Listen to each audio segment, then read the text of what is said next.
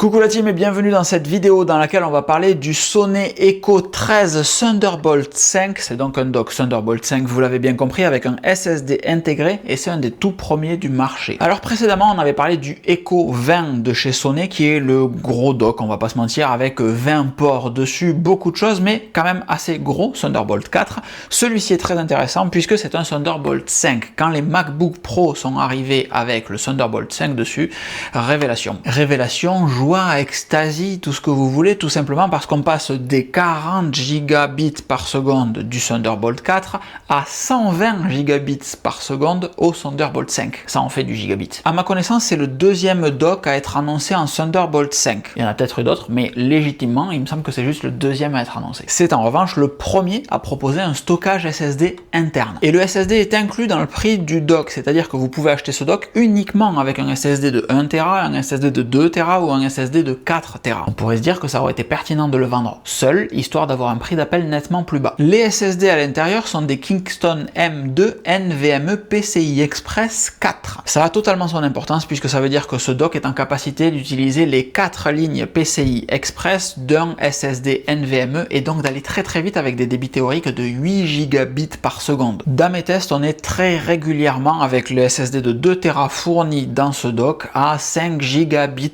par seconde à chaque fois. C'est débile en lecture comme en écriture, 5 gigabits par seconde. J'ai fait le test plein de fois, ça marche trop bien. Pour ceux qui savent pas à quoi ressemble un SSD NVMe, c'est ceci, c'est tout simplement une petite barrette de mémoire, plus ou moins, et si la mise au point veut bien se faire, vous verrez que c'est tout choubidou, très fin, et c'est donc pas du tout le SSD au format 2.5 que vous pouvez facilement intégrer dans un boîtier. Vous avez cependant de la chance puisque j'ai fait un article dédié sur comment fabriquer soi-même son propre SSD externe avec des petites barrettes de SSD M2. Comme d'habitude, vous avez le lien dans la description. Évidemment, les débits que j'évoque précédemment sont des débits en gigaoctets, gigabytes par seconde, et donc pour avoir ce type de débit, il faut avoir un ordinateur connecté en Thunderbolt 5 qui permet donc de dépasser les 40 gigabits par seconde, parce que sinon vous saturez votre Thunderbolt 4. En termes de connectique, ce dock a 4 ports Thunderbolt 5 à 120 gigabits par seconde, 2 en face avant, 2 en face arrière. On a également 4 ports USB-A 3.2 Gen 2, donc à 10 gigabits par seconde. Un port Ethernet 2,5 gigabits Ethernet à l'arrière, compatible Giga et Fast Ethernet. Et en façade, les lecteurs de cartes SD et micro SD en UHS 2 ainsi qu'une prise casque. Le port de connexion à l'ordinateur est en face avant et il peut délivrer jusqu'à 140 watts de puissance en Power Delivery, donc c'est top si vous avez un MacBook Pro 16 pouces par exemple, qui lui peut accepter 140 watts de puissance, ça veut dire que vous saturez la recharge. Et là c'est à double tranchant, il y a certaines personnes qui vont préférer avoir le port de connexion de leur ordinateur en façade du dock, d'autres qui vont préférer l'avoir à l'arrière du dock.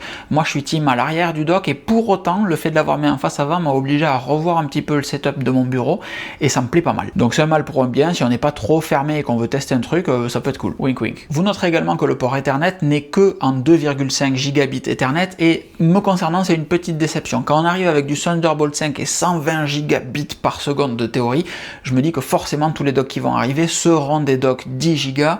C'est pas le cas, on reste bloqué à du 2.5. Un petit peu dommage, mais il y a une raison. La raison, c'est que les docks qui sont sortis très rapidement, comme c'est le cas de ce Sony, sont basés sur un design de référence proposé par Intel. Et ce design de référence propose du 2.5 gigabits Ethernet. Sony l'a modifié pour inclure le SSD, mais pas forcément pour inclure du 10 gigas. Peut-être que ça viendra, peut-être que ça viendra pas. Je croise très fort les doigts pour que ça vienne. Mais sur ces trucs-là, attention à la chauffe, parce que déjà du 10 gigabits Ethernet, si vous avez juste un adaptateur 10 gigabits Ethernet cuivre, ça consomme de l'énergie, ça chauffe beaucoup. Si en plus vous mettez un SSD qui écrit et lit très vite, ça chauffe beaucoup. Si en plus vous connectez tout ça avec du Thunderbolt 5, ça chauffe beaucoup parce qu'il y a beaucoup de choses qui passent. Donc la dissipation thermique est un vrai challenge sur ces docks là. C'est d'ailleurs pour ça que si on ouvre ici, on trouve un ventilateur. Et ça c'est l'emplacement du SSD M2 qui vient très simplement se caler ici. Ce Sony Echo 13, il peut être envisagé comme une station de charge, c'est-à-dire que vous avez le port Thunderbolt 5 en façade et qui va être en capacité d'amener 140 watts à votre ordinateur. Juste à côté, il y a un 60 watts sur lequel vous pouvez raccorder un truc qui consomme pas mal, typiquement une tablette ou un deuxième ordinateur si vous avez envie, même si je sais pas du tout comment ça va se passer d'un point de vue gestion de l'affichage et des périphériques. En face arrière, les deux Thunderbolt peuvent proposer 15 watts, donc là c'est parfait pour venir brancher un téléphone, ce que vous voulez réellement. Moi je m'en sers pour avoir toujours le chargeur de de ma bague Ultra Human dessus, et quand je vais à l'entraînement muscu, je mets la bague dessus, je reviens, c'est chargé. Et comme j'utilise un câble Thunderbolt 3 assez court dessus, quand je dois brancher un SSD ou un disque ou quoi que ce soit qui a besoin de débit, j'ai juste à débrancher la petite partie de la bague Ultra Human, mettre mon SSD à la place, j'ai pas à retirer un câble, tout est déjà en attente. C'est la magie des docks, tout est toujours en attente. Et de mémoire, chaque port USB-A est en capacité de sortir 7,5 watts de puissance.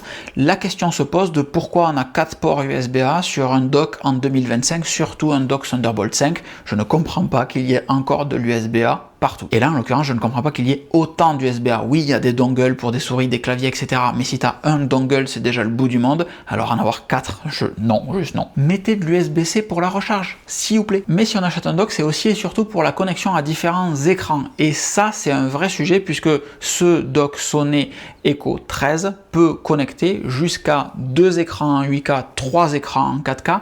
J'ai pas poussé aussi loin que de tester la compétence des MacBook Pro M4 Max qui, eux, peuvent connecter 3 écrans 6K à 60 Hz et je vous fais de ça de tête, je me bluffe tout seul. Donc non, j'ai juste un Studio Display à brancher dessus, donc j'ai connecté un Studio Display et évidemment ça marche admirablement bien. Si chez vous, vous avez la capacité de tester autant de pixels sur un dock et un MacBook Pro, let's go, dites-nous dans les commentaires ce que ça donne. Parce qu'est-ce que quand tu peux brancher 2 moniteurs en 8K, tu peux aussi brancher 2 ou 3 moniteurs en 6K, est-ce que je sais pas. En revanche, ce qui va être assez compliqué, c'est que si on branche 2 moniteurs à l'arrière en Thunderbolt ici, et bien brancher le 3e en face avant, c'est franchement dégueu. Je peux admettre de brancher l'ordinateur en face avant, mais brancher un 3e écran en face avant, non. Et c'est pour ça que je suis plutôt team port Thunderbolt à l'arrière. Parce qu'en vrai, quand tu arrives à ton bureau, tu as ton dock qui t'attend. En façade, il y a le port SD, le port micro SD, peut-être un ou deux USB pour brancher une clé USB ou un adaptateur ou un truc, quel qu'il soit, mais pour du dépannage.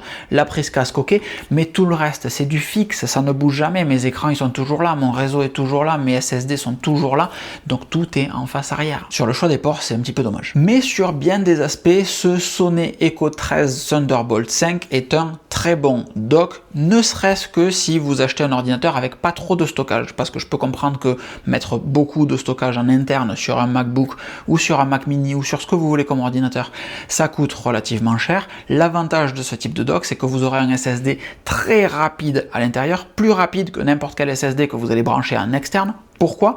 Parce qu'on passe du PCI Express Gen 4 avec 4 lignes de connexion. Donc encore une fois, 5 gigaoctets par seconde. Alors que dans mes tests, quand on branche un SSD extrême pro de 100 disques par exemple en externe, on limite à 2 gigas max si on est vraiment chanceux. C'est le setup de fou d'avoir un dock, un câble, un seul câble en Thunderbolt 5, on arrive avec son MacBook Pro, on branche et poum, tout remonte, le réseau, les écrans et le SSD qui envoie du bois pour avoir vos documents de travail par exemple dessus. Avec, on n'en parlera jamais assez, un backup. Bien entendu, pas de sujet non plus, d'ailleurs il faut que je vous refasse une vidéo sur comment est-ce que je sauvegarde en 2025, les dernières sur Carbon Copy Cloner, etc. elles datent un petit peu. Mais j'avoue que je reste un petit peu sur ma faim avec l'Ethernet en 2.5 gigabits Ethernet, je suppose qu'il fera mieux dans quelques temps, mais tout de même. Voilà pour ce test du Sony Echo 13, j'espère qu'il vous aura plu, si c'est le cas, n'hésitez pas à vous abonner, partager cette vidéo, mettez un commentaire pour me dire ce que vous en pensez, et soyez bienveillants s'il vous plaît, alors que vous regardez une vidéo gratuite sur l'internet mondial avec un mec qui a la banane. Ouais, ça c'était ma tête de banane. N'hésitez pas à aller faire un tour sur les liens qui sont dans la description de cette vidéo pour sourcer tout ce que je viens de vous dire. Vous pouvez également me rejoindre sur Patreon pour avoir accès à toutes les coulisses de ces tests et tout ce qui n'est pas encore arrivé sur la chaîne mais qui arrivera dans les prochaines semaines. Si vous êtes plus team Instagram, il y en a également sur Instagram et il y a une partie privée sur Instagram également. Encore merci d'avoir regardé cette vidéo, je vous fais des grosses bisous, je vous souhaite une excellente fin de journée et je vous dis à très vite. Ciao ciao.